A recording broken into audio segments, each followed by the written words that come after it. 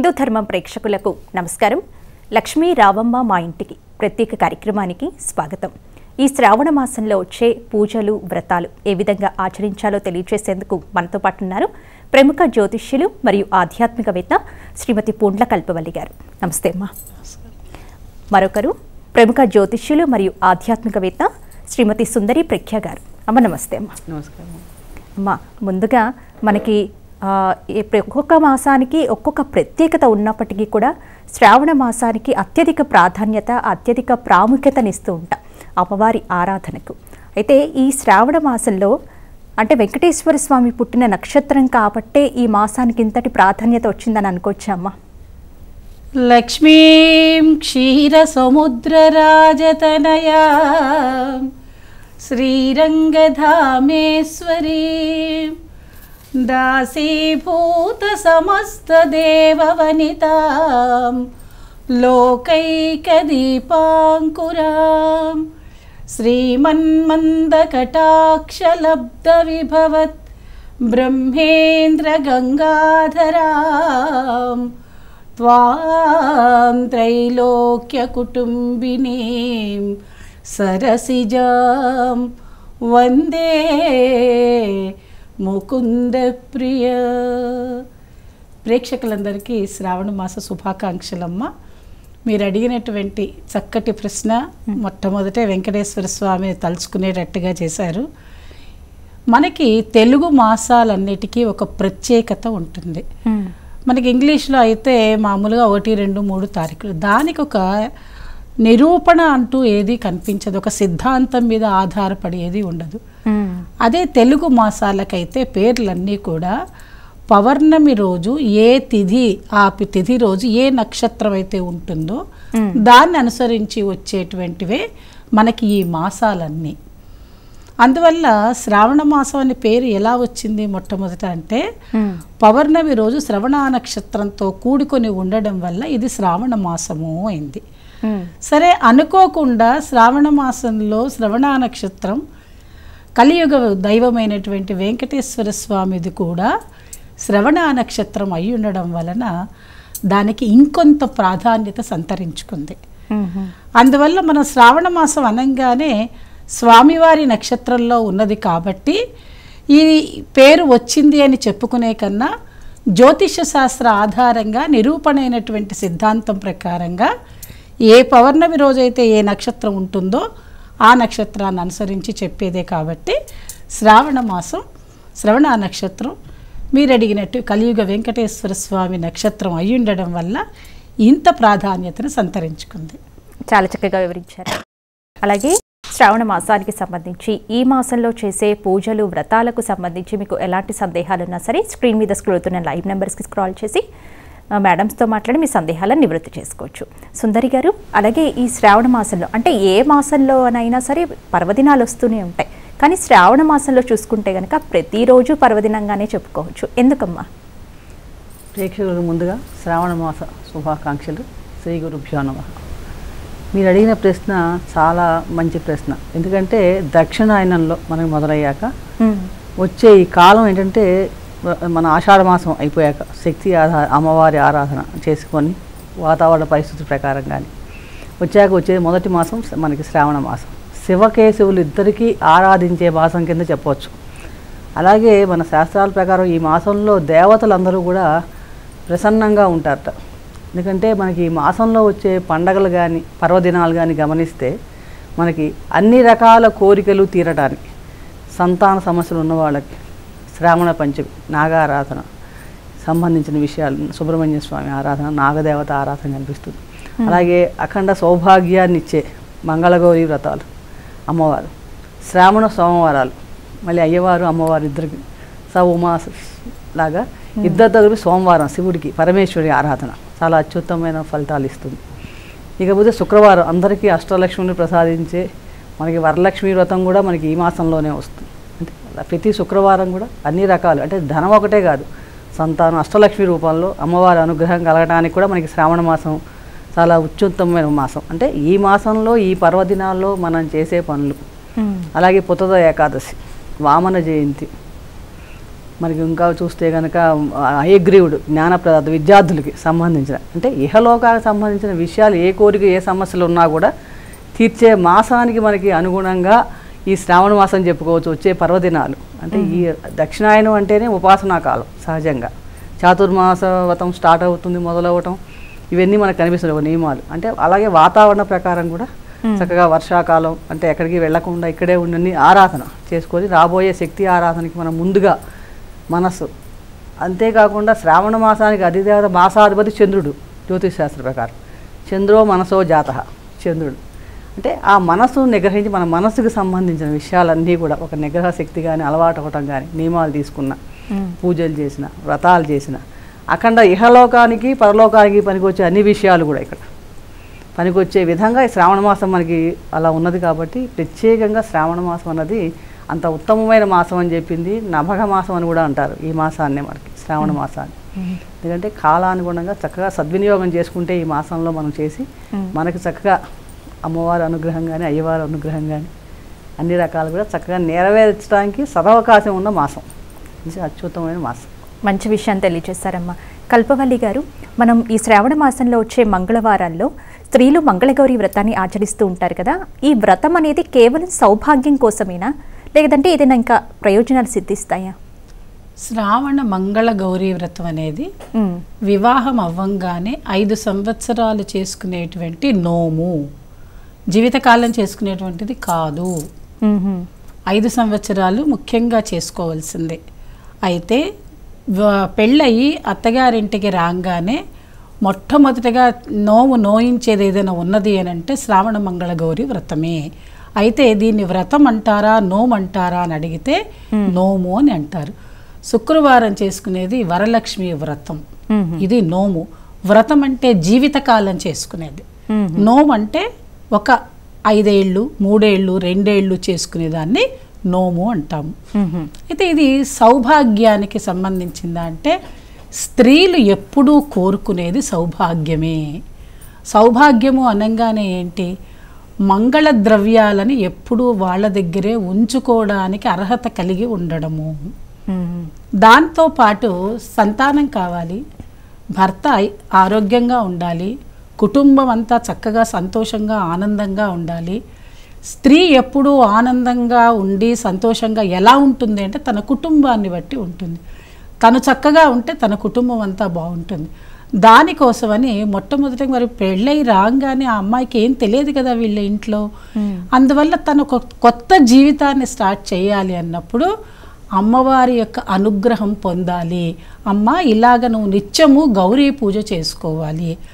ప్రతి స్త్రీ సర్వమంగళమాంగళ్యే శివే సర్వార్థ సాధకే శరణ్యే త్ర్యంబకే గౌరీ నారాయణి నమోస్తుతే అనే విధంగా ఎప్పుడూ ఇంట్లో ఉండేటువంటి స్త్రీమూర్తులందరూ గౌరీదేవిని పూజ చేసుకోవాలి. ఎలా ఆరాధన చేసుకోవాలంటే వివాహం అవ్వంగానే వాళ్ళకి నేర్పడానికి మొట్టమొదటగా ఇచ్చేటువంటి నోము ఏంటి అని అంటే మంగళగౌరి వ్రతము. ఈ మంగళగౌరి నోము చేసుకోవాలి అని అంటే కొంతమంది ఏం చేస్తారంటే ఈ నోముని వివాహం కాకముందు కూడా చక్కటి భర్త రావడం కోసమని కూడా చేయిస్తారు. కన్నె నోము అని చేయిస్తారు కొంతమంది ఇంటి ఆచారం ప్రకారంగా. వివాహం అయిన తర్వాత భర్త సౌభాగ్యం భర్త ఆరోగ్యం బాగుండాలి అనే ఆలోచనతోటి చేసేటువంటిది. కాబట్టి సౌభాగ్యము అనగానే అన్ని భాగ్యాలు కలిసి ఉండేటువంటిదే. దానికోసము నిత్యము ఆరాధన చేయవలసిందేమో గౌరీదేవిని. ఈ శ్రావణ మాసంలో 5 సంవత్సరాలు చక్కగా ఈ నోము చేసుకోవాలి. ఎలా చేసుకుంటాము అని అంటే జ్యోతిని ఆరాధన చేస్తాం. మళ్ళీ అక్కడ జ్యోతి మీద చక్కగా జ్యోతి వెలుగుతూ ఉంటే కాటిక పట్టి ఆ కాటిక ఏంటి మంగళద్రవ్యమేగా తను తీసుకుని ముత్తైదువులకు ఇవ్వడం. కొన్ని చోట్ల అయితే 5 జ్యోతులే ఉంటాయి. కొంతమందికి అయితే 5, 10, 15, 20, 25 అలాగే పెరుగుతూ వెళ్తాయి. అందువల్ల ఏంటంటే ఇంటి ఆచారము దేశాచారము వాళ్ళ రాష్ట్రాచారము ప్రాంతీయ ఆచారం వాటిని అనుసరించి కూడా ఈ యొక్క నోము ఆధారపడి ఉంటుంది. కాబట్టి శ్రావణ మాసం రాగానే ఈ యొక్క వ్రతం ఎప్పుడు వస్తుంది నోములు ఎప్పుడు వస్తాయి అని చెప్పి స్త్రీలందరూ ఎదురు చూసేటువంటి మంచి కాలం ఏదైనా ఉన్నదంటే ఈ 30 రోజులు పుణ్యమైనటువంటి నిన్న ఇందాక అమ్మ చెప్పినట్టుగా అందరూ సంతోషంగా ఉండేటువంటిది, సౌభాగ్యంగా ఉండేటువంటిది, శివకేశవుల్ని ఆరాధన చేసేటువంటిది, పార్వతీ పరమేశ్వర్లతో పాటు లక్ష్మీనారాయణలను కూడా ఆరాధన చేసేటువంటి కాలం ఏదైనా ఉన్నది అంటే శ్రావణ మాసమే. అందువల్ల ముఖ్యమైనటువంటి మాసం కాబట్టి శ్రావణ మంగళవారం కొత్తగా వివాహమైన వాళ్ళేమో నోములు, మనలాంటి వాళ్ళమైతేనేమో చక్కగా గౌరీ పూజ చేసుకోవడం. కాబట్టి సౌభాగ్యం కోసం, ఆనందం కోసం చేసుకునేటువంటిదే ఈ యొక్క మంగళగౌరి వ్రతం. చాలా చక్కగా వివరించారమ్మా సుందరి ప్రఖ్య గారు. మరి ఈ శ్రావణ మాసంలో వచ్చేటువంటి శుక్రవారాల్లో వరలక్ష్మి అమ్మవారిని ఆరాధించటం కానీ, వ్రతం ఆచరించటం కానీ చేస్తే అష్టలక్ష్ములు కూడా మన ఇంట్లో కొలువు తీరుంటారా? తప్పకుండా. ఎందుకంటే ఇందాకే అనుకున్నాం, శ్రావణ మాసం అనగానే శ్రవణ నక్షత్రంతో కూడిన పౌర్ణమితో కూడిన ఇది. తర్వాత మాసాల నుంచి చూస్తే కనుక మనకి చైత్రమాసం నుంచి 5వ మాసం తిథి. అలాగే అమ్మవారి కూడా ఏంటంటే లక్ష్మీదేవి, నారాయణకి ప్రియమైన, ఆయనకి ఇష్టమైన అమ్మవారి ఒక రకంగా చూసినప్పుడు. అలాగే DNA ఆస్ట్రాలజీ ప్రకారం చూసినా కూడా శ్రవణ నక్షత్రంకి ఒక శుక్ర శాపం లాంటిది ఉంటుంది. అంటే విష్ణుమూర్తి రావాల్సి వచ్చింది, అంత మహానుభావుడు అమ్మవారి కోసం భూమి మీదకి వచ్చాడు శ్రవణ నక్షత్రం రోజు మనకి ఈ మాసంలో. అదే ఈ మాసంలోనే రోహిణీ నక్షత్రంలో పుట్టిన కృష్ణ పరమాత్మ కూడా పుట్టిన మాసం కూడా ఇదే మాసం. అంటే విష్ణు స్వరూపమైన, అంటే ఆమెని వదలలేక అమ్మవారిని ఇద్దరు కూడా లక్ష్మీనారాయణ ఆరాధన. అందుకనే మనకి శ్రావణ మాసంలో అష్టలక్ష్ములు, అంటే లక్ష్మి అంటే డబ్బనే అనుకుంటారు, లక్ష్మీనే కాదు అష్టలక్ష్ములు మనకు ఉన్నాయి. ఆరోగ్యం, సంతానం, సౌభాగ్యం అన్నీ కావాలి కదా. ఒకటి ఉండి ఒకటి లేకపోయినా ఏం ఉపయోగం? అనుభవించగలమా? అనుభవించలేము. ఇలాంటివన్నీ నెరవేరడానికి శ్రావణ మాసంలో వచ్చే శుక్రవారం. అందుకనే ఈ మాసంలో మనం వరలక్ష్మి వ్రతం అంటాం, వరాలు ఇచ్చే తల్లి. ఈ మాసంలో మనం ఎందుకంటే మన వరలక్ష్మి వ్రతం అందరం ఎందుకు చేస్తామంటే అన్ని రకాల వరాలు కోరుకున్నవన్నీ నెరవేర్చే సులభంగా, అతి సులభంగా, ఎక్కువ కష్టపడకుండా సూక్ష్మంలో మనకి ఈజీగా దొరికే మాసం. ఈ మాసంలో లక్ష్మీదేవిని ఆరాధన చేస్తే కనుక అష్టలక్ష్ములు అన్ని రూపాల్లో కూడా మనకి లక్ష్మీప్రదంగా మన ఇల్లు కళకళలాడుతుంది అన్న భావంతో వరలక్ష్మి వ్రతం శ్రావణ పౌర్ణమికి ముందు వచ్చే శుక్రవారం నాడు చేసుకుంటూ ఉంటాం. ఇది అందరూ చేయవచ్చు, అన్ని రకాల వారు, అన్ని కులాలు, దేనికి వర్ణ విచక్షణ లేదు, కులభేదం లేదు, చక్కగా అందరూ చేసుకోవచ్చు. ఎందుకంటే అందరికీ అన్నీ కావాలి కదా మన కాబట్టి ప్రతి ఒక్కరూ చేసుకోవచ్చు. 4 వర్ణాల వారు, దీనికి వీళ్ళే చేయాలి వాళ్ళే చేయాలి నియమాలు ఏమి లేవు. వ్రతం చక్కగా ప్రతి ఏడా చేసుకోవచ్చు అమ్మవారిని. ఎందుకంటే అమ్మవారికి అంత ఇష్టమైన మాసం శుక్రవారం. శుక్రుడు అంటేనే, శుక్రగ్రహం అంటేనే మనకి జ్యోతిషశాస్త్ర ప్రకారం చూస్తే స్థిరాస్తులు, వాహనాలు, నగలు, లగ్జరీ, స్త్రీ లైఫ్కి అన్నిటికంటే ఇవన్నీ కూడా వివాహ సమస్యలు, వివాహ జీవితానికి శుక్రుడు కారకత్వ గ్రహం. అంటే ఇవన్నీ కూడా నిజ జీవితంలో ప్రతివారు కోరుకునేవే అందరం. అలాంటి సంపదలు అన్ని రకాల ఇచ్చే మాసం, సులభంగా ఇచ్చే మాసం ఈ వరలక్ష్మి వ్రతం. ఈ వరలక్ష్మి వ్రతం నాడు చక్కగా మనకి చారుమతి కథ కూడా ఉంది. మనకి వరలక్ష్మి వ్రతం నాడు ఎలా వ్రతం చేయాలి, అమ్మవారిని ఎలా పూజించాలి. ఒకవేళ పౌర్ణమి ముందు కుదరలేకపోయినా, ఆ రోజు ఏమైనా ఇబ్బంది వచ్చి చేసుకోలేకపోయినా కూడా తర్వాత శుక్రవారం కూడా చేసుకోవచ్చు, 3-4 వారాల్లో కూడా. కానీ కంపల్సరీగా ఈ మాసంలో అమ్మవారిని వరలక్ష్మి రూపంలో మనం ఆరాధిస్తే కనుక ఆ అష్టలక్ష్ములు మన ఇంట్లో కొలువై ఉంటాయి, దాంట్లో ఎటువంటి సందేహం లేదు. కాబట్టి ప్రతి ఒక్కరూ కూడా ఈ వరలక్ష్మి వ్రతం శాస్త్ర ప్రకారంగా, అంటే ఎలా అంటే ఆవాహన చేసుకొని అమ్మవారిని చక్కగా ఆమెకు అన్ని షోడశ ఉపచారాలు చేసి 9 రకాల 9 రకాల పిండి వంటలు చేసి బ్రాహ్మణుడికి వాయినం ఇచ్చి ముత్తైదుకి కూడా మనం పెట్టుకొని, అలాగే 9 పోగులు గల తోరబంధాన్ని చక్కగా చేతికి కట్టుకొని పూజించి రకాల అమ్మవారి అనుగ్రహానికి పొందడానికి దానికి ప్రత్యక్షంగా మనకి చారుమతి కథ కూడా చెప్పడం జరిగింది. కాబట్టి ఆమె కళలో కనిపించి ప్రత్యక్షమై భూలోకంలో మీ వ్రతం చేసుకుంటే కనుక నీకు అన్ని భాగ్యాలు ఇస్తానని చెప్పడం.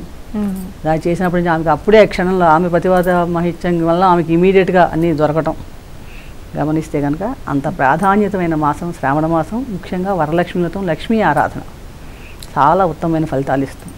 అలాగే శ్రావణ మాసంలో వచ్చే వ్రతాలు, పూజలు ఏ విధంగా చేయాలి, దీనికి సంబంధించి ఎలాంటి సందేహాలు ఉన్నా సరే స్క్రీన్ మీద లైవ్ నెంబర్స్ క్లోడుతున్నాయి. ఈ నెంబర్కి కాల్ చేసి మీ సందేహాలను నివృత్తి చేసుకోవచ్చు. కల్పవల్లి గారు, మనం శ్రావణ మాసంలో వచ్చే పర్వదినాలన్నింటి గురించి కూడా మాట్లాడుకుంటూ ఉన్నాం. మరి శ్రావణ సోమవారాలకు వస్తే పరమేశ్వరుణ్ణి మనం ప్రతి సోమవారం కూడా ఆరాధించినా సరే కార్తీక మాసంలో వచ్చే సోమవారం, శ్రావణ మాసంలో వచ్చే సోమవారానికి ఎక్కువ ప్రత్యేకతనిస్తుంటాం, ప్రాధాన్యతనిస్తూ ఉంటాం. మరి ఈరోజు పరమేశ్వరుడి ఆరాధన గురించి తెలియచేయండి అమ్మా. కార్తీక మాసంలో మొత్తం నెల రోజులు మనం శివుణ్ణి ఆరాధన చేస్తాం. అసలు ఎక్కడ చూసినా శివ శివ శివ అంటూనే ఉంటాం. శ్రావణ మాసంకి వచ్చేసరికి ఇద్దరిని ఆరాధన చేస్తాం. ఒకరోజు ఒకళ్ళని అట్లా చేసుకుంటూ వెళ్తాం. ముఖ్యంగా కాలర్ లైన్ లో ఉన్నారు, మాట్లాడిన తర్వాత కొనసాగిద్దాం. హలో నమస్తే అండి. నమస్తే అమ్మా, కల్పవల్లి గారికి మీ సందేహం ఏంటో తెలియచేయండి. వరలక్ష్మి వ్రతం చేసుకుంటాం కదండి, మరుసటి రోజు ఉద్వాసన చెప్పవచ్చా చెప్పకూడదా? వరలక్ష్మి వ్రతాన్ని శుక్రవారం చేసుకున్నాక మీ ఇంట్లో కనుక వీలుగా ఉంటే శుక్రవారం సాయంత్రం చక్కగా దీపం పెట్టుకుని శనివారం పొద్దున్నే స్నానం చేసి చక్కగా ఉద్వాసన చెప్పుకోవచ్చు. ఇప్పుడు కొంతమంది ఇళ్లల్లో ఏమవుతున్నదంటే వాళ్ళకి ఒక్కొక్క రూమే చిన్న రూములు ఉండి ముందు రూమ్లో పెట్టుకుని అలా ఉండి ఇంట్లో ఏదైనా అడ్డొచ్చే పిల్లలు అలా ఉన్నారనుకోండి, అక్కడ అమ్మవారిని పెట్టుకుని వాళ్ళు ఉండలేరు. కాబట్టి శుక్రవారం రోజు సాయంకాలం మంగళహారతి ఇచ్చిన తర్వాత అప్పుడు అమ్మవారిని కదిల్చవచ్చు, ఉద్వాసన చెప్పుకోవచ్చు. లెక్క ప్రకారం అయితే శనివారం పొద్దున తీస్తేనే మంచిది. ఒకరోజు అంతా చక్కగా రాత్రి సాయంత్రం కదా మనం అంతా పేరెంటాలు అవి చేసుకునేది, కాబట్టి మరి ఉద్వాసన చెప్పాక పేరెంటం చేసుకోలేం. కాబట్టి అందువల్ల ఏంటనంటే మీరు హాయిగా శనివారం పొద్దున చక్కగా పొద్దున్నే స్నానం చేసి మళ్ళీ పునఃపూజ చేసిన తర్వాత అమ్మవారికి కాస్త నైవేద్యం పెట్టి అప్పుడు కనుక మీరు ఉద్వాసన చెప్పినట్టయితే మళ్ళీ పునరాగమనాయచ అని మళ్ళీ వచ్చే సంవత్సరం రావాలమ్మా అని చెప్పుకుంటూ మనం దాన్ని తీయవచ్చు. కలశం అయితేనేమో అసలు నిజం చెప్పాలి అని అంటే మనం కలశం పెట్టుకునేటప్పుడు కలశంతో సహా బ్రాహ్మడికి ఇచ్చేసేయాలి. మనమేం అలా చేయటం లేదు, అసలు ఇప్పుడు ఎవరూ పాటించటంలా, ఆ విషయాన్నే మర్చిపోయారు. ఎందుకంటే వెండి బంగారు చెంబులు అలాంటివి పెట్టుకుంటున్నారు కాబట్టి ఇవ్వట్లేదు. అందువల్ల అసలు అందుకనే మట్టితో ఉండేటువంటి దాన్ని పెట్టి కుండలాగా పెట్టుకుని దాంతో చెయ్యవచ్చు, కానీ మనం చెయ్యము. మనం ఏం చేస్తాం, చక్కగా ఒక వెండి చెంబో ఏదో ఒకటి తీసుకో స్పెషల్గా కొనుక్కొచ్చుకుంటాం. మరి వెండి పెట్టుకున్నాక వెండి ఇవ్వలేం కదా, ప్రతి సంవత్సరం అదే ఉండాలని.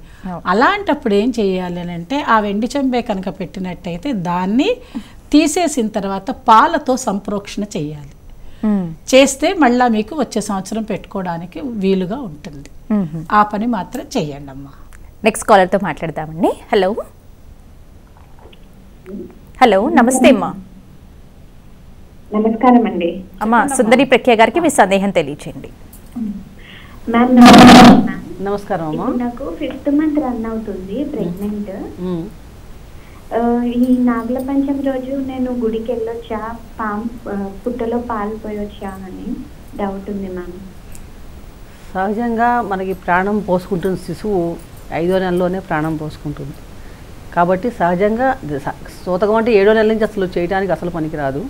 కానీ సుబ్రహ్మణ్య స్వామికి కొంచెం మనం ఇలాంటివి కాబట్టి మీరు చదువుకోవచ్చు, స్తోత్ర పారాయణ చేసుకోవచ్చు. దానికి పెద్ద వ్రతం నియమం కాకుండా ఆ రోజు చక్కగా మీరు లేచి నా మనసులో ప్రార్థన చేసుకొని నమస్కారం చేసుకోవచ్చు. సుబ్రహ్మణ్య స్వామి స్తోత్రాలు కానీ నాగదేవత స్తోత్రాలు కానీ అన్నీ చక్కగా చదువుకోవచ్చు. మామూలు పూజ చేసుకోవచ్చు, ప్రత్యేకంగా కాకుండా నార్మల్గా ఆ రోజు మనం చేసే పూజ చేయొచ్చు. పుట్టలో పాలు పోవటం పోయకుండా నమస్కారం పెట్టుకొని నాగదేవత మనసులో స్మరించుకొని మీరు చక్కగా పూజ చేసుకొని పాలు నైవేద్యం పెట్టుకోవచ్చు ఇంట్లో, ఆవు పాలను స్వామివారికి. నెక్స్ట్ కాల్తో మాట్లాడదామండి. హలో హలో నమస్తే అమ్మా. నమస్తే అండి. పుండ్ల కల్పవరి గారికి మీ సందేహం ఏంటో తెలియచేయండి అమ్మా. చెప్తానమ్మా.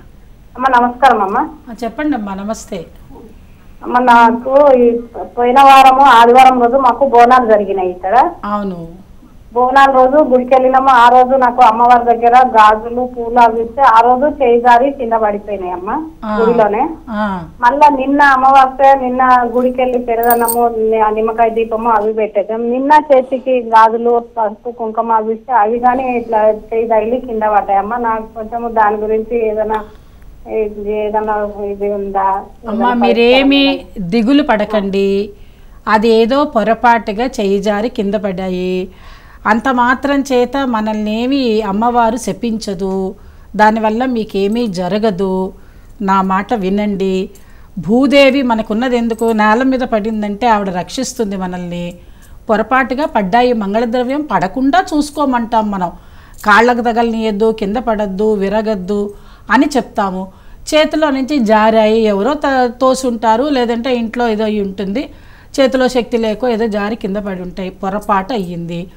ఆ పొరపాటుని మనసులో పెట్టుకొని మీరు ఇంక ఈ సంవత్సరం అంతా అదే ఆలోచిస్తూ కూర్చోకండి.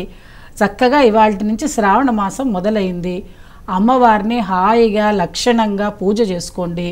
చక్కగా ఇన్ని గాజులు తీసుకొచ్చి అమ్మవారి దగ్గర పెట్టుకోండి. పెట్టి వాటికి పసుపు కుంకుమ వేసి ఒక కొబ్బరికాయ కొట్టి చక్కగా మీ ఇంటి దేవుణ్ణి ఆరాధన చేసుకొని పూజ చేయండి. ఏ గుడిలో అయితే మీరు బోనాలు పెట్టారో అలాగే ఆ గుడి దగ్గరికి వెళ్ళి కూడా అమ్మవారికి మొక్కుకొని రండి. ఆ అమ్మవారికి కూడా చక్కగా గాజులు సమర్పించండి. గాజులు సమర్పించేటప్పుడు మంగళవారం, శుక్రవారం, పౌర్ణమి, అమావాస్య రోజు ఇవ్వకండి, మిగతా వారాలలో ఇవ్వండి. మీరు ఏదైతే అనుకుంటారో మీ శక్తి అనుసారం తీసుకుని వెళ్ళి 1 డజన్ గాజులో 2 డజన్లో మీకు ఎన్ని ఇవ్వదలుచుకుంటే అన్ని ఇవ్వండి. ముత్తైదుకి ఎవరికైనా బొట్టు పెట్టి ఇవ్వండి. అంతేగాని మీకు ఏమీ కాదు, చక్కగా అన్ని పూజలు చేసుకోండి. మీరు, మీ వారు, మీ కుటుంబం అందరూ ఆనందంగా సంతోషంగా అమ్మవారి దయతోటి అందరూ బాగుంటారు. శ్రీమాత్రే నమః. కల్పవల్లి గారు, శ్రావణ సోమవారాల విశిష్టత, పరమేశ్వరుడి ఆరాధన గురించి చెప్తున్నారు కదమ్మా, కొనసాగిద్దాం. సోమవారం రోజు తప్పనిసరిగా మనం ప్రతి వారము సోమవారం, శ్రావణ మాసం అనే కాకుండా ఎప్పుడు సోమవారం వచ్చినా మనం ఈశ్వర ఆరాధన చేసుకుంటాం. దానితో పాటు ఈశ్వరుణ్ణి ఎప్పుడు 365 రోజులు తలుస్తూనే ఉంటాము. ఈశ్వర అనకుండా మనం ఉండం. అయితే ఈశ్వరుడికి మనం చేసేది ఏమిటి అని అంటే, ఒక చెంబు నీళ్లు తీసుకుని ఆయన మీద నీళ్లు పొయ్యడమే ఒక అభిషేకం చేస్తే ఆయన తృప్తి పడిపోతాడు బోళాశంకరుడు. మనం ఏదైనా కోరిక ఇంకా మన నోట్లో నుంచి కూడా రాదు, మన మనసులో ఉన్నదే తెలుసుకుని ఆయన మనకి ఇస్తారు. కాబట్టి సులభంగా చేసుకోవడానికి, ఆనందంగా ఉండడానికి, ఏదైనా దోషాలు ఉన్నప్పుడు శివారాధనని గట్టిగా చెయ్యండి అని చెప్తాం. అందువల్ల అందరూ శివారాధన చేసుకుంటారు. ఇక శ్రావణ మాసంలో అయితే సోమవారాలు రాగానే మొట్టమొదటిగా అందులో ఈ తెలంగాణ జిల్లాలలో అయితే మీరు శ్రావణ సోమవారం ప్రతి ఇంట్లో చేసుకుంటారు, ఎవ్వరూ వదిలిపెట్టరు. ఈ 4 రోజులు వాళ్ళు నాన్ వెజిటేరియన్ కూడా తినరండి. కార్తీక మాసాన్ని ఎంత గట్టిగా చేస్తారో శ్రావణ మాసాన్ని అంత గట్టిగా చేస్తారు. కారణం ఏంటి? సోమవారం రోజు శివుణ్ణి ఆరాధన చేయంగానే మంగళవారం రోజు అమ్మవారిని ఆరాధన చేసుకుంటాం. అయితే అమ్మవారిని ఆరాధన చేసేదానికంటే ముందే శివుణ్ణి ఆరాధన చేయడానికి ఇష్టపడతారు. ఎందువల్ల? శివుడు అర్ధనారీశ్వరుడు, అమ్మవారిని అయ్యవారు ఇద్దరు కలిసే ఉంటారు. దానికి తోడు ఆయననేమి ఆర్భాటంగా మీరేమి చేయని అవసరం లేదు, పూలు పుష్పాలు అలంకరణలు ఏమి అక్కర్లేదు. హాయిగా ఆయనని శివార్చన చేసుకుంటూ నీకు వీలైతే 2 బిల్వదళాలు తీసుకొచ్చి ఆయనను పెట్టి ఆరాధన చేసుకోవచ్చు. మరి బిల్వదళంతో ఎందుకు, మామూలు ఏదైనా వేయచ్చు కదా అని అంటే, బిల్వదళం అంటేనే లక్ష్మీదేవి, ఆవిడే పార్వతీదేవి, ఆవిడే గౌరీదేవి. లక్ష్మీ స్వరూపమైనటువంటి ఈ బిల్వదళాన్ని కనుక ఆయన దగ్గర తీసుకొచ్చి పెట్టినట్టయితే ఆయనకి ఇంకా ఆనందం. శ్రావణ మాసంలో మీరు బిల్వదళం పెట్టి, ఒక్కటే బిల్వదళం, ఏక బిల్వం తెచ్చినా పర్వాలేదు, మామూలు బిల్వం తెచ్చినా పర్వాలా, తెచ్చి అక్కడ పెట్టి కనుక మీరు అభిషేకం చేసుకున్నట్టయితే సర్వదోష నివారణ. శ్రావణ మాసంలో ఎవరైతే శివార్చన చేస్తారో వాళ్ళకి ఎటువంటి దోషాలున్నా పోతాయి. అంటే ఏంటి దోషాలు అంటే, అర్ధాష్టమ శని, అష్టమ శని, తర్వాత ఇలాంటివన్నీ ఉండడం, కాలసర్ప దోషాలు ఉన్నా, ఏదైనా వాళ్ళకి ఇంకా జాతకంలో ఉండేటువంటి దోషాలన్నీ నివారణ అవ్వాలి అని అంటే ఈ యొక్క మాసంలో, శ్రావణ మాసంలో ఈసారి ప్రత్యేకంగా 5 వారాలు వచ్చాయి. హాయిగా చక్కగా 5 వారాలు రుద్రాభిషేకం, ఏకరుద్రం చేసుకున్నా పర్వాలేదు, లేదు మీకు చేత కాకపోతే గుడికి వెళ్ళైనా సరే తప్పనిసరిగా రుద్రాభిషేకం చేయించుకోండి. ఎటువంటి దోషాలున్నా నివారణ అయితే. అంతటి విశేషాన్ని సంతరించుకుంది శ్రావణ మాసం. అందుకంటే శివకేశవులు ఇద్దరు అందులోనే ఉంటారు, ఇక భేదభావం ఏమీ ఉండదు. అమ్మవారిని ఆరాధన చేస్తాం, అయ్యవారిని కూడా ఆరాధన చేసుకుంటాం. కాబట్టి మనకి మనసు ప్రశాంతంగా ఉంటుంది. అందువల్లనే మనం శ్రావణ మాసంలో సోమవారానికి అంత విశిష్టతను సంతరించుకుంది. చాలా మంచిగా వివరించారమ్మా. కాలర్ లైన్లో ఉన్నారు, మాట్లాడదాం. హలో. హలో, నమస్తే మేడం. నమస్తే అమ్మా. సుందరి గారికి మీ సందేహం తెలియచేయండి. హలో మేడం, నమస్తే మేడం. నమస్కారం అమ్మా, చెప్పండి. హలో మేడం, అంటే మనకు డేట్ వచ్చినప్పుడు 5వ రోజు పూజ చేసుకోవచ్చా? చేసుకోవచ్చమ్మా. అది ఒకటి. ఇంకొకటి, మనము వరలక్ష్మి వ్రతం అప్పుడు మనమే అష్టోత్తరాలు చదువుకోకుండా కలశం పెట్టుకోవచ్చా? అది ఒకటి. కలశం పెట్టుకుంటే ఎప్పుడు మనం తీయాలి? అది ఒకటి మేడం. ఇక్కడ మీరు అడిగిన ప్రశ్నలకి మనకి ఏమైనా నెలసరి సమయంలో 5వ రోజు స్నానం చేసిన తర్వాత మనం చేసుకోవచ్చు, పూజ చేసుకోవచ్చు, దానికి ఏం అభ్యంతరం లేదు. కానీ ఇప్పుడు కలశం పెట్టుకోవచ్చా అన్నది, ఎప్పుడైనా సరే కలశం అంటే ఏంటంటే మనం ఆవాహన చేయటానికి అమ్మవారిని కానీ ఎవరు ఏ దేవతామూర్తిని ఆరాధన చేసినా కలశం పెడతాం. ఎందుకంటే దాని మీద మనం నారికేయడం బట్టి పూర్ణ ఫలాన్ని ఆవాహన చేస్తాం కాబట్టి కలశం పెట్టి ఆరాధన చేసుకుంటాం. ఆ కలశాన్ని తర్వాత మనం కూడా ఉద్వాసన కూడా చెప్పుకుంటాం కాబట్టి పెట్టుకోవచ్చు. అదే మీ ఇంట్లో అసలు ఎప్పుడూ ఇది వ్రతం అంటే ఏంటంటే నోములు అన్నవి ఆనవాయితీగా ఉంటాయి, కానీ వ్రతం అన్నది అందరికీ శుభాన్ని ఇచ్చే సామాన్యంగా ప్రతి ఒక్కరు కూడా చేసుకోవచ్చు. ఈ పూజలు అన్నవి, ఈ వ్రతం కలశం పెట్టి చేసుకునేవి పెద్ద ఇబ్బంది ఏమీ లేదు. కానీ మీరు చేసుకునేటప్పుడు అష్టోత్తరం చదవకుండా కాదు, ఒకసారి మన ఇంటికి ఒక ఆవాహన చేసినప్పుడు ఒక అమ్మవారిని కానీ అయ్యవారిని కానీ షోడశ ఉపచారాలు చేయాలి అమ్మవారికి. ఎందుకంటే ఆ ఉపచారాలు పిలిచిన వాళ్ళని, ఒక గెస్టులు మన ఇంటికి పిలిచినప్పుడు మనం అన్ని మర్యాదలు చేయకుండా మనం పంపలేం కదా. నిత్య పూజలో అయితే పంచోపచార పూజతో పర్వాలా, ధూపం దీపం గంధం నైవేద్యం సరిపోతుంది, పత్రం. కానీ ఇక్కడ షోడశ ఉపచారాలతో పూజ చేసి మహానైవేద్యం నివేదించాలి. మనం ఏ దేవతామూర్తిని ఆరాధిస్తుంటే అమ్మవారికి అలా చేయగలిగిన శక్తి ఉన్నప్పుడు చేసుకోండి. అష్టోత్తరం కూడా చదవాలి, దాంట్లో సహస్రం చదవకపోయినా అష్టోత్తరం మటుకు చదవాలి, కంపల్సరీగా చదవాల్సిందే. ఇలా పూజ చేసినప్పుడు ఇందాకే చెప్పారు మేడం గారు, మీకు ఎప్పుడు ఉద్వాసం చెప్పాలి. సపోజ్ వరలక్ష్మి వ్రతం చేసుకున్నప్పుడు శుక్రవారం సహజంగా మనం అమ్మవారిని ఆ రోజంతా మన ఇంట్లోనే ఒక రాత్రి నిద్ర మన ఇంట్లో అమ్మవారు ఉంటుంది అన్న భావంతో నిద్ర చేసిందని శనివారం పొద్దున మనం మరి పునఃపూజ చేసి అమ్మవారికి నైవేద్యం పెట్టి హారతి ఇచ్చి చక్కగా ఒక గెస్ట్ని ఎలా సాగనంపుతాం, మళ్ళీ రా అమ్మ మా ఇంటికని ఆ రకంగా మనం సాగనంపుతాం. అలాగే మంగళ గౌరీ వ్రతం చేసినప్పుడు మటుకు అన్ని వారాలు కూడా ఒకటే అమ్మవారిని ఆవాహన చేసి ఉంటుంది. ప్రతి వారం కొత్తది పెట్టుకోం మనం పసుపు గౌరీని. ఆమె మొత్తం అన్ని వారాలంతా అయ్యాక లాస్ట్ వారం కూడా అయిన తర్వాత అప్పుడు ఉద్వాసన చెప్తాం, కానీ ముందు మనం ఉద్వాసన చెప్పకూడదు మంగళగౌరీ వ్రతానికి. ఈ తేడా గమనించండి. మీరు ఏ వ్రతం చేసుకోదలుచుకున్నారో చూసుకొని దాని ప్రకారం అష్టోత్తరం కూడా చదవాలి, షోడశ ఉపచారాలు చేయాలి ఆ రోజు ప్రత్యేక పూజల్లో. సుందరి గారు, అలాగే మంగళగౌరి నోము కానీ కాలర్ లైన్లో ఉన్నారండి. హలో హలో హలో అమ్మ నమస్తే. కల్పవల్లి గారికి మీ సందేహం తెలియచేయండి అమ్మా. Okay madam. హలో మేడం, నమస్తే మేడం. నమస్తే తల్లి, చెప్పండి అమ్మా. ఏం లేదు మేడం, నాకు రీసెంట్ గానే డెలివరీ అయింది మేడం. 2 months అవుతుంది. ఓకే. ఈ మంత్ 14వ తేదీ వస్తే 3 లేక్ పడుతుంది మేడం. అంటే వరలక్ష్మి వ్రతము నేను చేసుకోవచ్చా లేదా? చేసుకోవచ్చమ్మా, కానీ ఎవరైనా ఉన్నారా మరి ఇంట్లో మీకు అన్ని సహాయం చేయడానికి? చంటి బిడ్డతో ఇబ్బందిగా ఉంటుందిగా. ఉన్నారు మేడం. ఉంటే చేసుకోండి, లేదా 3వ వారమో లేదా 4వ వారం అయినా చేసుకోవచ్చమ్మా, ఇబ్బంది ఏం లేదు. ఎందుకంటే మీరు పూజ చేసుకునేటప్పుడు చంటి బిడ్డ పక్కన ఉంచుకొని 3వ నెల రాగానే తలస్నానం చేసి మళ్ళీ జలుబు చేసి ఇబ్బంది పడతారు కాబట్టి వెంటనే కాకుండా చివరి వారం అయినా కూడా చేసుకోవచ్చు. 3 నెలలు వచ్చిన తర్వాత మనకి పనికొస్తుంది పూజ, ఇబ్బంది ఏం లేదమ్మా, చేసుకోండి. నెక్స్ట్ కాలర్తో మాట్లాడదామండి. హలో హలో అమ్మ నమస్తే. మీ సందేహం సుందరి గారికి తెలియచేయండి అమ్మా. అది అమ్మవారు ఇది డెలివరీ అయ్యింది, 21 days అయిపోలేదు. ఇప్పుడు స్నానమాసం ఉంది కదా, అయితే పూజ చేసుకోవాలా చేసుకోవద్దా, మరి పురుడు ఎప్పుడు చేసుకోవాలా? హాస్పిటల్లో బేబీకి బాగాలేదని చెప్పి హాస్పిటల్లో పెట్టిరు.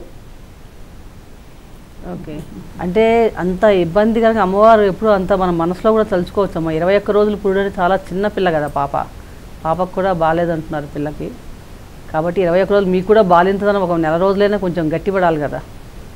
కాబట్టి ఒక మంత్ లోపల మీకు శక్తి ఉండి ఇంట్లో ఎవరైనా చేస్తుంటే మీ పేరుతో కూర్చోబెట్టి మీ అమ్మగారు వాళ్ళు ఎవరైనా ఉంటే వాళ్ళు చేసినా కూడా పర్వతం మీ వతనామాలు చెప్పి మీ పేరు చెప్పి మీరు చూసుకొని హారతి తీసుకోండి. అంత ఓపిక ఉండి పాప బాగుండి మీరు చేయగలిగితే చేసుకోవచ్చు. 21 రోజులు దాటాక అది కూడా ఇంట్లో పుణ్యావచనం అవన్నీ జరిగి ఉంటే, మీకు పురుటి సంబంధమైన విషయాలు శుద్ధి జరిగి ఉంటే ఇంట్లో తప్పకుండా చేసుకోవచ్చు. కానీ మీ ముందు మన శారీరకంగా కష్టపెట్టి అమ్మవారి పూజ చేయమని అడగదు. ఎందుకంటే పసిపిల్ల కూడా అమ్మవారి స్వరూపమే మనకి. పిల్లలు అసలే చంద్రుడు కారకుడు శ్రావణ మాసానికి. చంద్రుడు అంటేనే చిన్నపిల్లలు కాబట్టి ఆ పిల్లని ఆరోగ్యం కూడా మనం చూసుకోవాలి. కాబట్టి మనకేమన్నా తీసుకున్నా కూడా పాపకి మళ్ళీ పాలు అవి ఇవ్వడం ఇబ్బంది అవుతుంది. కాబట్టి అది చూసుకొని మీ ఇంట్లో పెద్దవాళ్ళు వేరే వాళ్ళు ఉంటే వాళ్ళు చేసినా కూడా మీరు చూడండి, చూసినా కూడా అంతే పుణ్యం వస్తుంది, దాంట్లో ఇబ్బంది ఏమీ లేదు.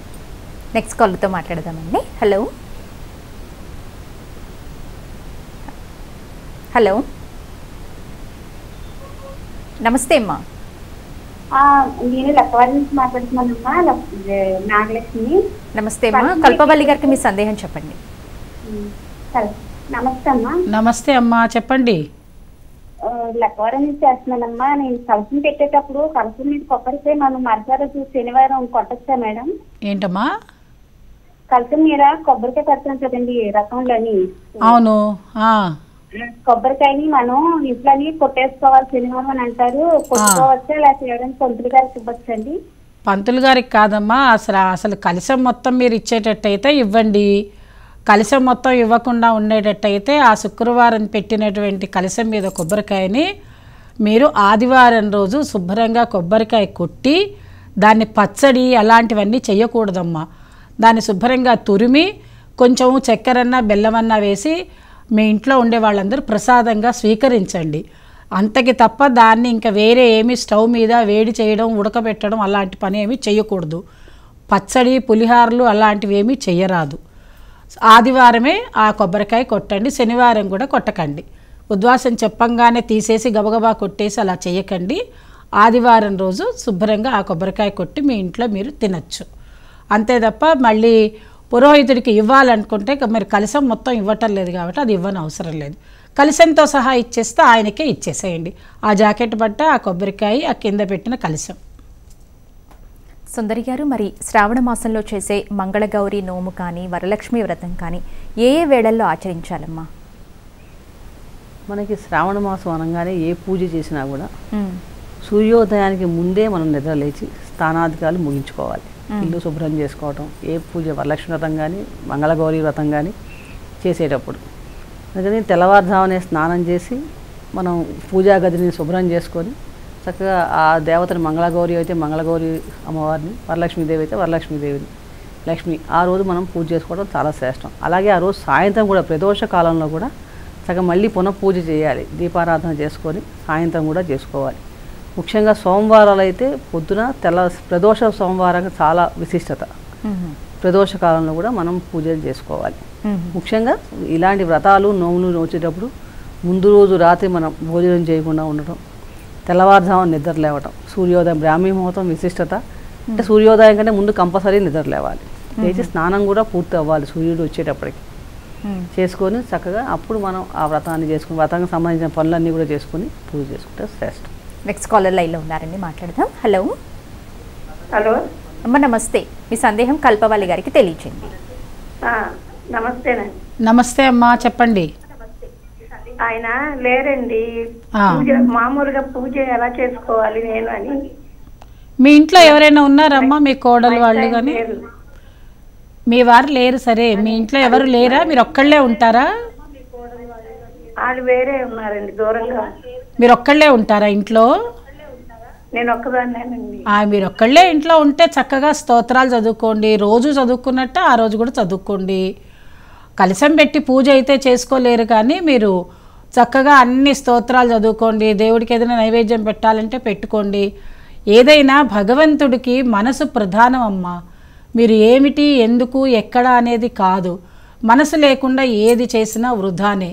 ఎవరైనా సరే భూమి మీదికి వచ్చినటువంటి ఈ మానవ మాతృడు ఎవరైతే ఉంటారో వాళ్ళు చేయవలసింది ఏమిటి అని అంటే 24 గంటలు 365 రోజులు మనసులో ధ్యానం చేయడం అనేది అలవర్చుకోవాలి. మనసుతో చేయని పూజ వృధా. ఎప్పుడైనా సరే ఎవరైనా, మేమైనా మీరైనా పక్కవాళ్ళైనా సరే, అందువల్ల మీ మనసుతోటి చక్కగా అమ్మవారిని మానస పూజ అన్నిటికంటే చాలా విశిష్టమైనది. అందువల్ల మీరు ఇంట్లో మీకు అన్నీ చేయాలనిపించింది అనుకోండి, ఓ ఫోటోకి చక్కగా పూలదండ వేయండి. రోజు చేసుకుంటారుగా, అలాగే ఆ రోజు కూడా విశిష్టంగా ఇంకో 2 పువ్వులు ఎక్కువ వేయండి.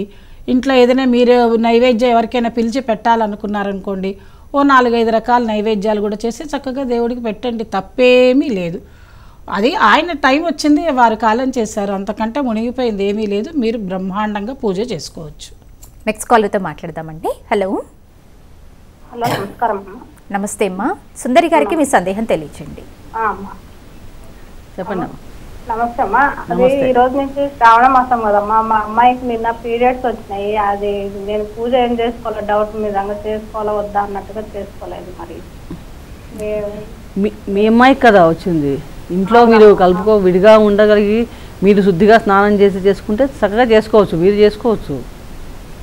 ఆ అమ్మాయి చేసుకోకూడదు కానీ మీరు చేసుకోవచ్చు పూజ, మీకెందుకు అభ్యంతరం? మీరు చేసుకోవచ్చు. అయితే అమ్మాయి ఇల్లులో మరి ఇల్లంతా తిరిగేసి అలా తిరగకుండా ఉండేట్టుగా చూసుకొని శుచిగా ఉంటే కలిగితే కనుక, దూరంగా ఉండగలిగితే మీరు చేసుకోవచ్చు పూజ, ఏమి బెంగలేదు దాంట్లో. సుందరి గారు, అలాగే మనం ఏ వ్రతం చేసినా నోము చేసుకున్నా ముత్తైదువుని పిలుచుకొని తాంబూలం ఇచ్చి సత్కరిస్తూ ఉంటాం. ఎందుకని, దీని వెనుకున్న పరమార్థం ఏంటి? ఇక్కడ మనం ముఖ్యంగా శ్రావణ మాసంలో మనకి గౌరీ పేరెంటాలు, శ్రావణ గౌరీ వరలక్ష్మి వ్రతం ముత్తైదులు కంపల్సరీగా ఇస్తాం. అలాగే మంగళగౌరీ వ్రతంకి అయితే కంపల్సరీ 5 ముత్తైదులకి ఎప్పుడైనా సరే 5 ముత్తైదులకి మనం వాయినాలు ఇస్తూ ఉంటాం. ఇక్కడ ఒక 2 రకాలు ఉన్నాయన్నమాట. ఎందుకంటే అమ్మవారిని ఆరాధించినప్పుడు ప్రతి స్త్రీలో కూడా స్త్రీమూర్తి, మనకి స్త్రీ సూక్తంగానే ఎక్కడ చెప్పినా కూడా గృహంలో ఉన్న స్త్రీ కూడా గృహే లక్ష్మి అని, అమ్మవారి గృహలక్ష్మి, మన ఆమె రూపంలో ఇంట్లో ఇప్పుడు భూమిలో మన ఇంట్లో ఉంది అమ్మవారు అని అంత భావనతో మన అందరూ కూడా చుట్టుపక్కల అందరూ కూడా మనకి అమ్మవారి స్వరూపాలే. ఇది వాళ్ళని అంత భావన చేసి అందరికీ అమ్మవారికి ఇచ్చిన సంప్రదాయం ప్రత్యక్షంగా ఇస్తున్నాం అమ్మవారికి ఇక్కడ పెట్టినవి. అదొకటిని మనం వాయినం ఇచ్చే వాటిలో ఏమి ఇస్తాం? తమలపాకులు, అరటిపళ్ళు, శనగలు, పసుపు, కుంకుమ, వక్కలు. దీంట్లోనే ఉంది తమలపాకులు. తమలపాకులో 3 దేవతలు ఉంటారు, అమ్మవారే ఉంటారు. అరటిపళ్ళు నైవేద్యం, ఎందుకంటే గురువు అనుగ్రహం ఉండాలి. శనగలు కూడా గురుగ్రహానికి అనుగ్రహం సంబంధించి శనగల ధాన్యం కాబట్టి ఆడవాళ్ళు కోరుకునేది ఏంటి? అమ్మవారి నైవేద్యం పెట్టాక ప్రతి వాళ్ళు మనం సౌభాగ్యవతిగా ఉండాలి, పసుపు కుంకుమలు ఇస్తున్నాం. ప్లస్ సంతానం బాగుండాలి. ప్రతి స్త్రీ కూడా కోరుకునే సంతానవతి కావాలని, సంతానం బాగుండాలనే కోరుకుంటూ ఉంటాం, సౌభాగ్యం ఉండాలి. అలాగే ప్రత్యక్షంగా అమ్మవారిని స్వరూపంగా భావించి ప్రతి అమ్మవారిని పిలిచి ఇంటికి పిలిచి ఆమె కూడా మనం పసుపు కుంకుమ పెట్టి చక్కగా అన్నీ చేసి వస్త్రదానంతో ద్రవ్యలు కూడా పెట్టి ఐటెం పెట్టి అన్నీ ఇస్తున్నాం మనం. చలివిడి ముఖ్యంగా ఈ మాసంలో గౌరీ వ్రతం చేయడం, చలివిడి కూడా మనం వాయినంలో ఇస్తూ ఉంటాం. అంటే ఇవన్నీ కూడా ఆ స్త్రీకి సంబంధించిన విషయాలు. అన్ని రకాల ఎటువంటి దోషాలు ఉన్నా కూడా, సంతాన సమస్యలు ఏదైనా అమ్మవారికి మనం సమర్పిస్తున్నాం ప్రతి విషయం కూడా. ఎందుకంటే బియ్యపిండితో చేసిన చలివిడి, బెల్లము బియ్యపిండి కలిపిన చలివిడి ఇస్తాం. ఆరోగ్య రహస్యం ఉంది, మనం తీసుకుంటూ చుట్టుపక్కల వాళ్ళందరికీ వాయినం రూపంలో ఇవ్వడం ఒక మన విధిగా ఆలోచిస్తే, కానీ సాక్షాత్ అమ్మవారికే మనం ఇస్తున్నాం వాయినం. మన ప్రత్యక్ష రూపంగా భావనతో అమ్మవారి రూపంలో వాయినం ఇస్తాం అన్నది ఆచారంగా వస్తుంది. చాలా చక్కని విషయాన్ని తెలియజేస్తారమ్మ. కాలర్తో మాట్లాడదామండి. హలో హలో అమ్మ, నమస్తే. కల్పవల్లి గారికి మీ సందేహం తెలియచేయండి అమ్మా. అదే అండి, మా తోడుగల్ గారు కోడలో డెలివరీ అయిందండి మొన్న 31. వరలక్ష్మి పూజ చేసుకోవచ్చా లేదా అని. ఇప్పుడు ఎన్ని రోజులు అయిందమ్మా డెలివరీ అయ్యి? ఇప్పుడు కదండి, రేపు వరలక్ష్మి పూజకి 17వ రోజు వచ్చిందండి. మీరు చేసుకోండి, ఆ అమ్మాయిని ఇబ్బంది పెట్టకండి. మీరు చేసుకోండి, చేసుకుని చక్కగా ఆ అమ్మాయికి తినగలిగే ప్రసాదం ఏదైతే ఉంటుందో అది నైవేద్యం పెట్టి ఆ అమ్మాయికి పెట్టండి. చక్కగా తోరం కట్టండి, కొత్త చీర కట్టుకోమనండి. ఒకవేళ పుట్టిన పాప ఆడపిల్ల అయితే ఆడపిల్లకు కూడా ఒక చిన్న దారం కట్టమనండి. అంతేగాని ఆ అమ్మాయిని కూర్చోబెట్టి మాత్రం పూజ చేయకండి. ఆ అమ్మాయిని ఇబ్బంది పెట్టకండి. ఆ అమ్మాయి తలస్నానాలు చేయడం, ఆ అమ్మాయిని కూర్చోబెట్టి పూజ చేయమని చెప్పడం ఇవన్నీ చేయకుండా ఇంట్లో మీరు చేసుకోండి. మీరు చేసుకుని ఆ అమ్మాయిని కూడా దండం పెట్టుకోమనండి, హారతి తీసుకోమనండి, ఇబ్బంది లేకుండా. ఏదైనా సరే అమ్మ, ఎవరైనా గుర్తుపెట్టుకోండి, డెలివరీ అయిన తర్వాత వాళ్ళు ఇంకొక జన్మ ఎత్తినట్టు లెక్క. హడావిడి పడిపోయి పూజలు చేయమని అమ్మవారు ఎక్కడా చెప్పలేదు మీకు. హాయిగా 3 నెలలు ఒళ్ళు ఆరనివ్వండి, తొందర ఏమీ లేదు. మళ్ళీ వచ్చే సంవత్సరం కూడా మనం పూజ చేసుకోవచ్చు. ఒళ్ళు ఆరిన తర్వాత హాయిగా తల్లి బిడ్డ క్షేమంగా ఉన్నాక అప్పటి నుంచి పూజలు పునస్కారాలు చేసుకోవచ్చు. మీరు హడావుడి పడిపోయి ఆ పిల్లలకు కూడా తలస్నానాలు చేయించేసి జలుబులు చేసి బాలింతలో కనుక ఏదైనా వచ్చింది అంటే జీవితకాలం పోవు. అది బాగా గుర్తుపెట్టుకోండి తల్లిదండ్రులు. కాబట్టి బాలింత దోషాలు వచ్చాయంటే పోవు. కాబట్టి ఆ అమ్మాయికి అందుకోసం మేము 3 నెలలని చెప్పేది కారణం అది.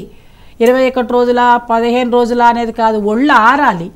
ఒళ్ళు ఆరిన తర్వాతనే అప్పుడు మీరు పూజలు కానీ వ్రతాలు కానీ నోములు కానీ ఇంకెక్కడికైనా వెళ్ళడం కానీ. అందుకే తల్లిగారింట్లో 3 నెలలు ఉంచుతారు.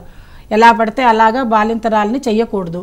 తల్లి బిడ్డ క్షేమంగా అత్తగారింటికి పంపించాక వాళ్ళ ఇంట్లో పూజ చేసుకోమని చెప్పండి. కల్పవల్లి గారు, అలాగే ఈ మాసంలో బుధవారం నాడు బుధ భగవానుడికి, గురువారం నాడు గురు భగవానుడిని కూడా పూజించాలా, ఆరాధించాలా? భలే ప్రశ్న వేశావు తల్లి. అసలు నిత్యము చేసుకోవాలమ్మ పూజ.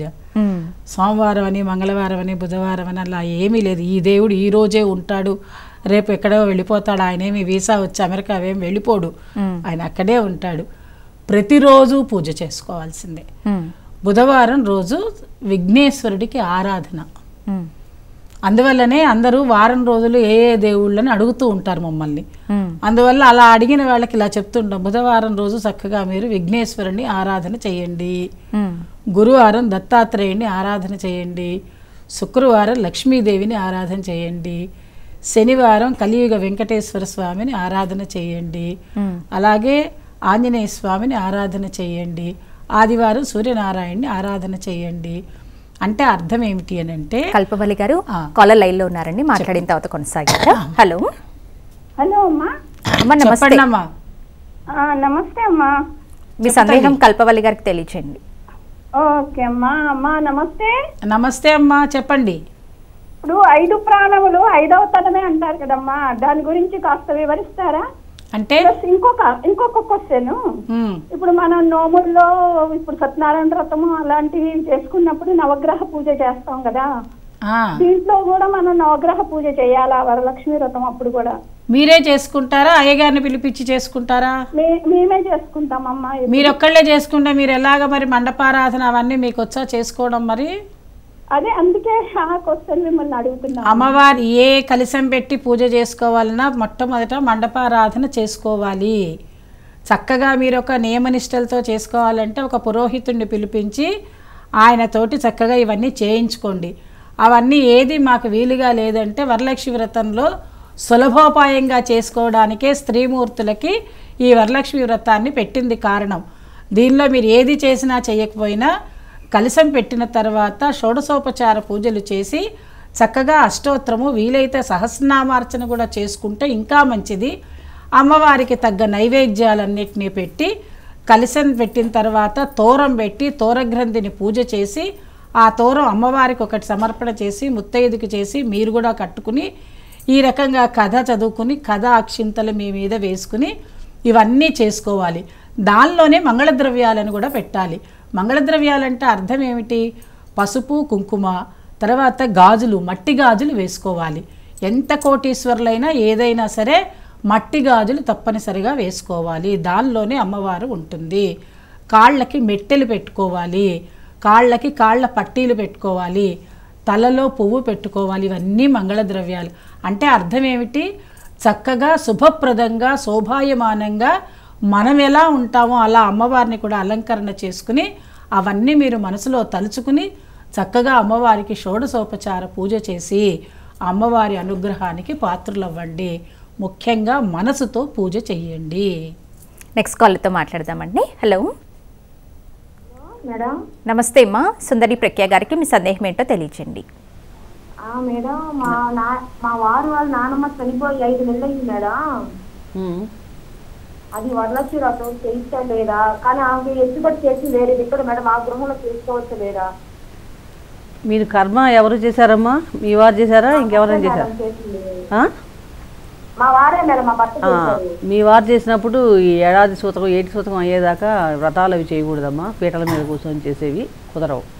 మీరు మామూలుగా ఆరాధన, దీపారాధన చేసుకొని స్తోత్రపారాయణ చేసుకోవచ్చు, అంతేగాని వరలక్ష్మి వ్రతాలు అవి చేయకూడదు ఈ ఏడాది అంతా. అలాగే సుందరి గారు, శ్రావణ మాసంలో వచ్చే పౌర్ణమిని శ్రావణ పౌర్ణమి అని, రాఖీ పౌర్ణమి అని, జంధ్యాల పౌర్ణమి అని పిలుస్తూ ఉంటాం. మరి ఇదే రోజు ఇంకా ఏమైనా ప్రత్యేకతలు ఉన్నాయా? ఎందుకంటే పౌర్ణమి అంటేనే అమ్మవారి ఆరాధన. ఎందుకంటే అమ్మవారికి ప్రీతిగా సంపూర్ణ కళలతో ఉంటుంది. చంద్రుడు షోడశ కళలతో ప్రఫుల్లితంగా ఉంటాడు. అందులో ముఖ్యంగా శ్రావణ మాసం. శ్రావణ మాసంలో పౌర్ణమి చాలా విశిష్టమైన పౌర్ణమి. ఎందుకంటే మాసాధిపతి చంద్రుడు, చంద్ర సహోదరి అమ్మవారు. అంటే పుట్టింటి మీద మమకారం ఉంటుందిగా, తన సోదరుడేగా చంద్రుడు. కాబట్టి అమ్మవారి ఆరాధన ముఖ్యంగా. ఎందుకంటే ప్రతి పౌర్ణమి అమ్మవారి ఆరాధన మనం చేస్తూనే ఉంటాం. రాత్రిపూట పౌర్ణమి చక్కగా విశేషంగా లలితా సహస్రనామం, లలిత లక్ష్మీ ఆరాధన విశేషంగా చేసుకుంటూ ఉంటాం. ముఖ్యంగా శ్రావణ మాసం పౌర్ణమి ఇంకా విశిష్టత. ఎందుకంటే ఈ మాసంలో మనకి హయగ్రీవుడు కూడా జన్మదినం రాఖీ ఆ రోజే. ఎందుకంటే వేదాలని అపహరించిన రాక్షసుని సంహరించడానికి విష్ణుమూర్తి హయగ్రీవుడిగా అవతారం ఎత్తాడు. గురంతక మానవుడి అది ఇంకా విశిష్టం. లక్ష్మీ హయగ్రీవుడు ఆరాధన చేసుకోవడం ఇక్కడ ప్రత్యేకత.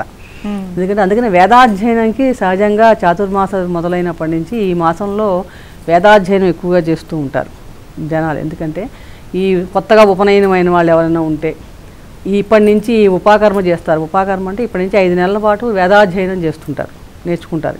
ఈ పౌర్ణమి నుంచి అయిన తర్వాత ఉపాకర్మ చేస్తారు. అలాగే యజ్ఞోపవేత ధారణ చేసే ఉన్న అధికారం ఉన్న వాళ్ళందరూ కూడా కొత్త జంఝాల పౌర్ణమి అని నూతన జంఝాన్ని మనం దాన్ని యజ్ఞోపవేతాన్ని ధరిస్తారు ఈరోజు. అలాగే అన్నిటికంటే అన్నదమ్ముల అక్మచెల్లెల అనుబంధం, సోదరి అనుబంధం కోసం రాఖీ పండగ ఇందాకే చెప్పుకున్నాం మనం, చంద్ర సహోదరి అని. ఈ ప్రతీక కూడా మనం ఇక్కడ ఈ రక్షాబంధనం అన్న పండగ కూడా చాలా విశేషంగా చేస్తారు ఈరోజు. అంటే ఇక్కడ వాళ్ళిద్దరికీ ఎంత ఇది ఉందో అది చెప్పడానికి అన్నదమ్ముల మధ్య, అప్పచెల్లెళ్ళ మధ్య కానీ సోదరుల మధ్య అది కూడా ఈ రక్షాబంధనం చేస్తాం. ఎందుకంటే బలి చక్రవర్తికి విష్ణుమూర్తి తన శక్తినంతా ఒకటి బంధించట. అందుకని ఆ బలిని తలుచుకొని రక్షాబంధనం అంత శక్తి కూడా కావాలి అని ఒక ఇంట్లో ఉన్న లక్ష్మి అంటే అమ్మవారు అంటే మన ఇంట్లో ఉన్న ఆడపిల్లే అమ్మవారు కదా అనుకుంటాం కదా, శక్తి స్వరూపిణి. ఆ శక్తి అంతా అన్నకు కూడా ఇవ్వాలి, ఆ సోదరికి తమ్ముడు కానీ అన్న కానీ అంటే పుట్టింటి వాళ్ళ మీద అంత శక్తి ఇవ్వాలి అని కోరుతూ ఆమె రక్షాబంధనం కడుతుంది మనకి ఈ రాఖీ పండుగ రోజు. అంటే ఇంత విశిష్టం ఈ జంఝాల పౌర్ణమికి, రాఖీ పౌర్ణమికి ఉంది. అంటే జ్ఞానప్రదాత విద్యాభ్యాసంలో ఎవరికైనా ఆటంకాలు ఉన్నా కంపల్సరీ విద్యార్థులు అయితే కంపల్సరీ జ్ఞానానందమయం దేవం నిర్మలం స్ఫటికాకృతి ఆధారం సర్వ విద్యానం హయగ్రీవం ఉపాస్మహే. హయగ్రీవుని తలుచుకుంటే సర్వ విద్యలు వస్తాయి. విద్య ప్రదాత, ఎందుకంటే ఆయనే సరస్వతీదేవిగా అక్షరాభ్యాసం చేశారంటారు అని చెప్తారు మనకి. కాబట్టి అంత విశిష్టమైన రోజు ఈ శ్రావణ పౌర్ణమి. అన్ని పౌర్ణమిల కంటే కూడా శ్రావణ పౌర్ణమి చాలా విశిష్టమైంది ఇక్కడ. అందుకనే ఈరోజు అమ్మవారి లక్ష్మీదేవి ఆరాధన, లలితా పరమేశ్వరి ఆరాధన, విష్ణుమూర్తి ఆరాధన చాలా విశేషం. ఇక్కడ ఏం చేసినా కూడా ఉత్తమమైన ఫలితాలు. చాలా చక్కగా వివరించారమ్మా కల్పవల్లి గారు. అలాగే ఈ మాసంలో శ్రీకృష్ణ జన్మాష్టమితో పాటు ఇంకా ఏ పర్వదినాలు ఉన్నాయి, వాటి ప్రత్యేకత ఏంటమ్మా? శ్రీకృష్ణ జన్మాష్టమి అనేది రాఖీ పండగ పౌర్ణమైన తర్వాత 8వ రోజు వచ్చేది. అంటే మనకి నెలలో 23వ రోజు. కృష్ణుడు శ్రావణ మాసంలోనే ఆయన యొక్క రోహిణీ నక్షత్రం అంటే శ్రవణ నక్షత్రం, రోహిణీ నక్షత్రం ఇవన్నీ కూడా చంద్రుడి నక్షత్రాలే. చక్కగా విష్ణు స్వరూపము అప్పుడే ఉద్భవించింది. అంటే అందువల్ల ఏంటి అంటే కృష్ణాష్టమిని మనం అర్ధరాత్రి ఆయన ఆదివారము ఎందును అష్టమి తిథి ఎందు జన్మించెను ఎదురు దాడితో పుట్టెను 7 తాడులను చంపెనప్పుడు ఆయన ఎదురు కాళ్ళతోటి దాడి చేసుకుంటూ ఇలా పుట్టాడట. అంటే భూమి మీదకి వచ్చేటప్పుడు తన తలకాయను ముందుకు తీసుకురాల.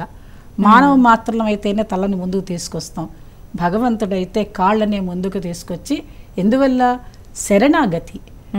మనము భగవంతుడిని ఎప్పుడు ఎక్కడ చూస్తాం? పాదాలనే చూస్తాం. బ్రహ్మ కడిగిన పాదం అది. ఆ పాదాన్ని చూసి మనం దండం పెట్టుకోవడానికి కోసం ఆయన పాదాలతోటి ఇట్లా నేరుగానే వచ్చారు తల్లిలో నుంచి. అటువంటి కృష్ణ పరమాత్మ శ్రావణ బహుళాష్టమి రోజు ఆయనను మనం ఎప్పుడు కూడా రోహిణీ నక్షత్రం ఉన్నప్పుడు అష్టమి తిథి రోజే చక్కగా ఆయనని ఆరాధన చేసుకుంటాం.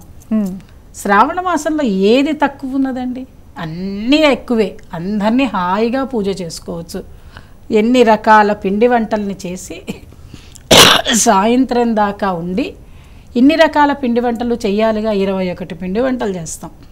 ఇవన్నీ చేసిన తర్వాత సాయంకాలం తులసి కోట పెట్టుకుని చక్కగా బాలకృష్ణుడిని పెట్టుకొని ఆ కృష్ణుడికి అభిషేకం చేసి విష్ణు సహస్రనామ పారాయణం, కృష్ణ అష్టోత్తరం చదివి తులసీదేవతని పూజ చేసిన తర్వాత ఇవన్నిటినీ చక్కగా స్వామికి ఈ 21 రకాల పిండి వంటల్ని పెట్టి ఇంట్లోకి చక్కగా పాదాలను ముద్రలు వేసుకుంటే బయట నుంచి స్వామి ఎలా వస్తున్నాడు అనేది చెప్పుకుంటూ ఎంతో ఆనందంగా సంతోషంగా చేసుకునేటువంటి పండగ ఈ కృష్ణాష్టమి.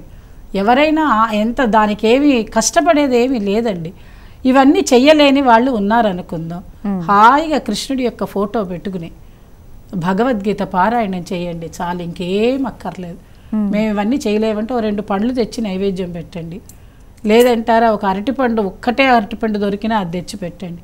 అమ్మ మేము ఇవి కూడా చేయలేము, మాకు శక్తి లేదు అనుకున్నట్టయితే మీ మనసు అయితే మీ దగ్గరే ఉంటుందిగా, మనసుని అర్పణ చేసి కృష్ణాయ నమః అనుకోండి చాలు, ఇంకేం అక్కర్లేదు. ఇంతటి ఆనందంతో ఉండేటువంటి మాసం ఏదైనా ఉన్నది అని అంటే ఈ యొక్క శ్రావణ మాసమే. ఇక్కడ ఇంకొక విశేషమైన పండగ కూడా ఉందమ్మా. శ్రావణ మాసంలో పౌర్ణమి తర్వాత 4వ రోజు వచ్చేటువంటి సంకటహర చతుర్థి అనేది చాలా విశేషమైనటువంటిది. ఈ రోజు కనుక చక్కగా ఆ వ్రతం చేసుకున్నట్టయితే సంవత్సరం అంతా చేసుకోవడానికి వీలుగా కూడా ఉంటుంది. చాలా విశేషమైనటువంటిది.